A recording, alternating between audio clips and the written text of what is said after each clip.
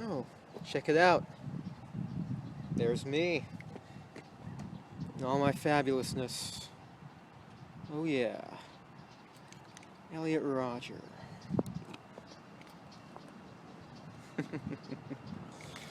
I am so awesome. I'm awesome is a normal thing to say. I suck is a normal thing to say. A normal person will oscillate between these mantras, knowing the right answer is somewhere between the two. A healthy person does not know for sure how they feel about themselves, and so they skate around the perimeter of their personality, acknowledging the chaos that partly constitutes it. Elliot Rodger cannot be heard to say, I suck. That entire sector of thought appears to be missing from his tenor. I've become very wary of diagnosing narcissism. It seems if there's one thing paranoid narcissists love doing, it's diagnosing other people with paranoid narcissism. So it's less important that we simply give this kid a label, a buzzword that we think is a medical diagnosis. It's more important that we actually examine his condition and call out what we see. And what we see in Elliot Rodger is not confusion or loss of control. He speaks slowly, reverently, dare I say it, eloquently. He seems almost euphoric in his mannerisms, in his self-absorption. And most importantly of all, he displays no internal control locus. He talks about himself in a very superficial, navel-gazing ways, but at no point is it ever to reflect openly on his own evitable faults, okay? What's important to understand is that this kind of condition cannot be learned from a community. It's pathological selfishness. A group's not going to teach you that because by definition it's a group. It can only teach you a pathological devotion to the group, if anything. Elliot Rodger was pathologically devoted to himself. And there's only two ways that can happen. Some kind of brain damage or some kind of upbringing. I'm yet to read any reliable data on Elliot Rodger's parents other than the minor celebrity status, and until that information is available and reliable, I, for one, am in no position to judge where this kid is coming from or why. But what I can tell you is just because he was subscribed to the Young Turks does not mean the Young Turks made him do this. And just because he frequented PUA forums does not mean PUA forums made him do this. What we can do is examine his statements. I mean, when you're a kid, you don't have to worry about,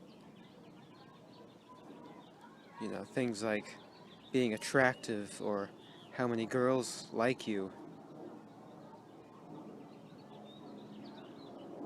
No one has unfair advantages. And then when you hit puberty, your life either becomes heaven on earth or a living hell. It all depends on how many girls like you, or if girls like you at all. My life turned into a living hell. No girls liked me. And I hate them all for it.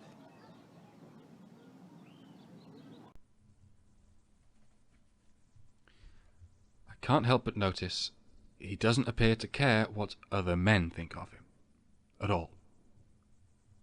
Quote, it all depends on how many girls like you or if girls like you at all. End quote. He has put the weight of heaven and hell on female approval because quite evidently male approval means nothing to him. That is categorically not something you will learn from the men's rights movement. As a matter of fact, that was one of the first things I unlearned when I discovered the men's rights movement. If you open out this need for female approval to a need for male and female approval in all their separate and complementary nuances, then you find this whole need for any approval starts to wash out and run thin.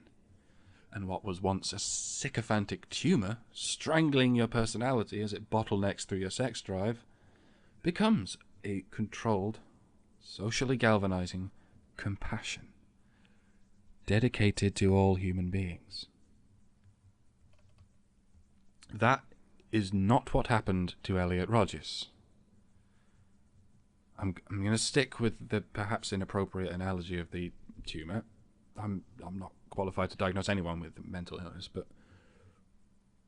what we can hear in his statements, figuratively speaking, is a tumour strangling his personality as it bottlenecks through his sex drive. But it's not a sycophantic tumour. It's a pathologically selfish, external control locus. Listen carefully to what he says here. This is the reason why life isn't fair. Why does that guy get to have such a beautiful girlfriend while I'm all alone? Why? Why can't I experience something like that right there? It seems elementary that when he looks at the woman he sees nothing more than something he wants to experience. Not necessarily an object. Maybe he really is the kind of sociopath with no theory of mind, but what he sees is something he doesn't wish to change. Not in form, anyway. But what does he see when he looks at the man? He sees nothing. He sees himself in that man's place, having ejected him from the scene altogether. It sounds very much, instinctively, like women are the ones he hates, but that's because he doesn't think enough of men to even hate them. And every single day, I have to be insulted by the sight of all these lesser men walking around with beautiful girls. It is men who are lesser. He blames women because, as far as he's concerned, men are beneath blame. They are beneath contempt. From this, we could perhaps predict that if he goes on a killing spree, he will, despite his statements, kill more men than women. And he did. He killed 5 men and 2 women. And there are 2 fundamentally sick things about this. Number 1, the women he probably revelled in killing, while the men meant nothing to him.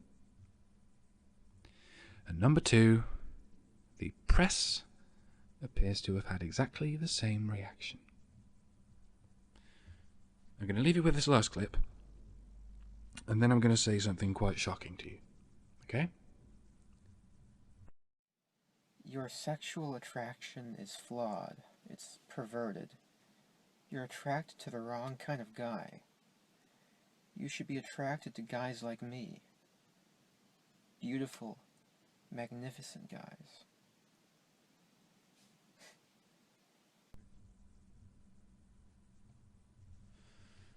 Men are beautiful and magnificent. Most of them. If I said this to Elliot Rodger, his reaction would be dismissive and visceral and homophobic. What was your reaction? Goodbye.